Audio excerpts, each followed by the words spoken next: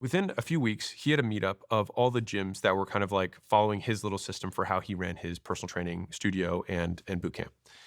And I got to go as a 22-year-old, and I paid to have access to this community of gym owners.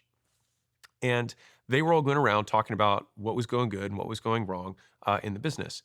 And when it got to me, I was like, well, okay, so I want to open a location, and this is kind of what I was thinking about my model, and this is what I was thinking about price points. And they were like, wrong, wrong. Here's why that's not going to work. Here's why that's not going to work. And I was like, oh, okay. Well, this is where I was going to buy equipment. They're like, don't buy there. That's retail. You can get it from secondhand over here, and it's literally a tenth of the price. And I was like, oh, that's awesome. Okay, great. I Mm. was like, well, I was thinking about getting this type of thing. They're like, no, girls will eat shit on that and they'll fall. Like, I've had two girls do it. Don't worry about it. Like, you're not going to use it.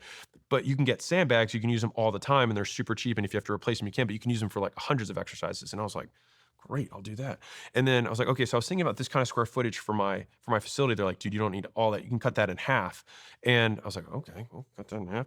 And I was like, I'm willing to pay $2 a foot. And they were like, no, never go over 150. And I was like, okay, never go wrong. And so like in a matter of a day, I got to take like all of the knowledge of all of these guys of the mistakes that they'd all made with their gyms. And I started my first gym just on their backs.